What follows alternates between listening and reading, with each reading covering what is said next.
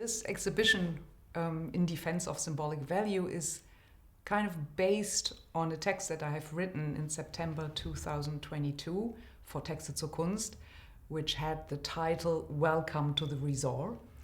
And the idea behind this text was that I noted structural shifts happening in the art economy, both online and offline, structural shifts that I thought affected artistic production and reception quite strongly.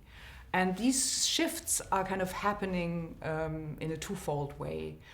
On the one hand, we can observe since the pandemic and even before that all the social interactions of the art economy, they have shifted to the online sphere to a large part, mainly to Instagram.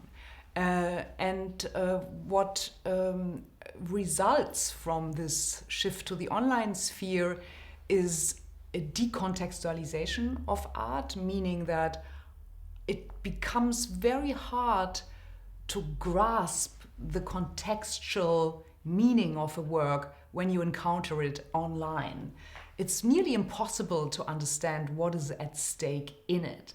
At the same time, there are luxury resorts developing offline in the analog world because many mega galleries have opened their branches in luxury resorts, places like Aspen, Menorca, or Monaco. And these branches, the idea here basically is to be in closer proximity to the rich clients. What follows from this resortization is that the formerly called critical public disappears. Once the audience becomes socially homogeneous, this of course affects artistic production and reception because for one, the criteria of evaluation become different. Market success gets more important. Critics are absent. Art historians are mostly absent, and also, their judgment is also not even so welcome in this sphere. In defense of symbolic value sounds defensive, and it is also meant to kind of convey the idea of being against something and fighting for something. So questioning the predominance of market value in the auction sphere while defending symbolic value as something that matters. What's important about symbolic value is to understand what it consists of. It consists of many things. It consists of all the claims that have been made for modern art since the 18th century. These reach into our understanding of the symbolic value of art, its importance. Also, if we only designate something as art, we already claim a symbolic value for it. But then symbolic value also consists of all those critical judgments art historians, curators, artist peers, etc. make about a work, the claims that can be made that a certain work is political, or these kind of claims all also constitute symbolic value. And it's also important to understand, while all these things enter symbolic value, we cannot pin it down. We cannot kind of reduce it to something, because the symbolic value of an artwork is always elsewhere. It's negotiated by people other than the artist and the work. It's metonymic. It's a meaning that is negotiated elsewhere, and it's not inherent to the works. You can never find the symbolic value of an artwork in the artwork. It's not inside it. It's social through and through. And in that sense, symbolic value, I think, can be theorized in a way quite similar to how Karl Marx theorized value as not intrinsic, as a social relation, as something that gets negotiated situatively again and again and cannot be fixed once and for all. Symbolic value is a term that was originally coined by the French sociologist Pierre Bourdieu. And Pierre Bourdieu famously analyzed the literary field of the late 19th century, and his proposition basically was that at the time there was an absolute polarization or polarity between symbolic and market value. And those writers who had market value at the time, whose works had market value, were considered suspicious. Of course, things have changed since, and I have written about this at length in my book High Price, where I basically argued that in the 20th century and up to the 1990s, symbolic and market value stand in a kind of tense interrelation to one another, meaning that there are artists who have market value, whose work have market value, but they do need symbolic value in the long run. And the opposite is true as well. There are also artists who have symbolic value, so-called artists, for instance, whose work is not so much recognized in the market sphere. So it's a tense interrelation. Both values kind of presuppose each other, but can also be independent of one another. And this was my diagnosis in High Price, and I think it has changed again in this resortized economy, where I would like to argue market value has really gotten the upper hand.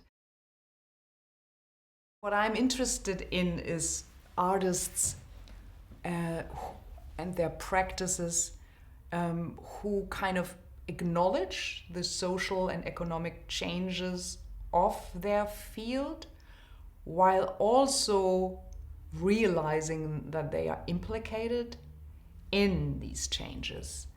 And so I'm interested in artists negotiating these changes. And I'm interested in subjects and also artworks that are not rational through and through and cannot necessarily be rationalized. I'm interested also in artists who are not completely transparent to themselves, who know what they are doing, but at the same time their work is rather obscure to them.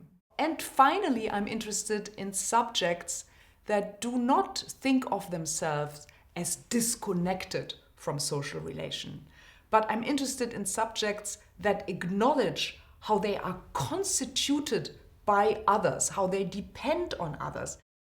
And I decided that I would ideally want to show two works of each artist, because I like the doubling effect this has. First of all, showing two works is a bit as if a voice got repeated. It's like a reiteration. It's like insisting on the specificity of this practice and focusing on what is at stake in it. I had this idea that I would ask the artists in the show to record the sounds of their artistic labor, or an abstraction of this sound. And my model for this was Robert Morris's famous Box with the Sound of Its Own Making piece from 1961. And then I asked the musician Jens Uwe Bayer if he could kind of make a compilation of these different sounds and create a sound piece that would function like an acoustic bracket in the show. Because, group shows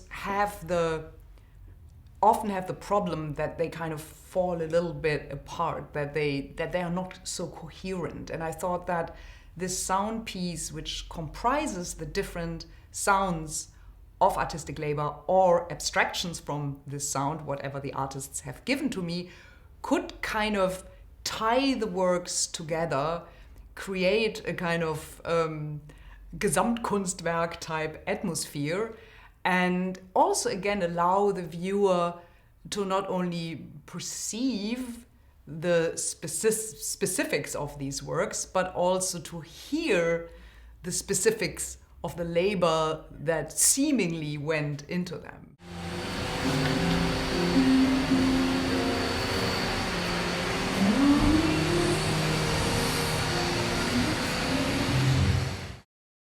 I also, decided to paint the walls in a kind of creamy beige.